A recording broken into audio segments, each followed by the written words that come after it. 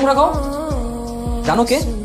জন্মধারিণী মা, এই পেরেতে বাইরে হইছো তুমি। ওদের পুরে মারিতে বিজ্জা, তারপর তোমার পালন করছে। তো কথা কল নাই যত এনে গ্যারেজ করে দাও। আমার রুম কোনটা? রুম কোনটা মানে এটা কোনো রুম না, এটা কোনো রকম পাড়ি গেছে, পরে শুয়ে পড়ো। আর এই বেশি সমস্যা হইলে আমি সকালবেলা পর্দা টানে দিন। যাও। কি এখানে আমার ঘুমোতে হবে? কি কোনো চিন্তা করে না, নয় নয় আছে তো, ওই লেগে একটু প্রথম ঢং করবো এরকম, আর বাকিটা আমি দেখতেছি। হ্যাঁ, টেনশন করেন না। তোরা তো তুই কোনো সমস্যা? তোর বাসায় কে কে আছে? বাসায় তো আব্বা আম্মা ভাই ভাবি সবাই আছে। কেন, চল আজকে আমি থাকবো। পাগল হয়েছিস নাকি? বাসায় আব্বা আছে, আব্বা ধরলে আমরা শেষবো। এমনিতেও আমার ফ্যামিলি তোরে তেমন একটা পছন্দ করে না। আর বুঝলাম না তুই এত রাতে থাকার জায়গা খুঁজছিস কেন? ওই ড্যাড মম কি করছে, বাসায় তালা মেরে কোথায় যেন চলে গেছে, আমি এই জন্য ঢুকতে পারতেছি না। আচ্ছা ওই দোস্ত, সিঙ্গাপুর দিয়ে যাওয়ার কথা ছিল ওটা। আচ্ছা বুঝছি, থাক, লাগবে না। বুঝতে পারছি। আরে আরে তুমি এনে আমি তোমার পুরো এলাকা খুঁজতেছি।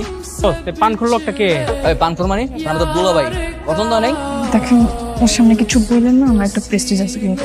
হ্যাঁ ঠিক আছে, কিছু কমো না, পেটি দিয়ে সবই মানবো। আগে বাসায় চলো, কিচ্ছু কমো না। না, ফান করতেছো দোস্ত, আপনি ফান করতেছেন না? ফান করতেছি, চলো। দেখছিস ফান করতেছে। তুই যা, পরে কথা বলবো। ঠিক আছে, বাই। সমস্যা নাই, তোমার যেটা জিজ্ঞেস সেটা কও। কেমন ঘুমাই ধরে? কিভাবে ঘুমাবো? আমি এসি ছাড়া কখনো ঘুমাইনি। আমার রুম ছিল 5 স্টার হোটেলের মতো, ওরা আমাকে ঘুমাতে দিয়েছে ফ্লোরে। আর তো তেলা পোকা ছাড় পোকা, উফ, আমি কখনো এখানে অ্যাডজাস্ট করতে পারবো না। তাহলে কি সারাত ঘুমাও নাই? যাইতেছিলা? হ্যাঁ, বাইরে এসে বসেছিলাম। কি সারাত বাইরে আছিলা? তো ভালো মতো খাওয়া দাওয়া খাও নাই? কি খাবো? তারা খায় পান্তা ভাত, আমি এসব কখনো খেতে পারবো না। পান্তা আমি খাই না, পুঁটি মাছ পাই না। একটা যদি পাই ওর মধ্যে গাপস গোপস খাই। আপনি কি আমার সাথে ফাইজলামি করতেছেন? না, ফাইজামি করবো বলে, ফাইজামি করতেছি।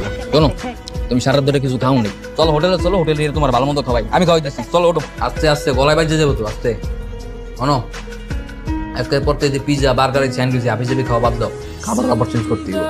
আজকের পর থেকে আমরা যা খেয়ে খাইতে, ওই যে আলু ভর্তা, ডাল, পুটকি।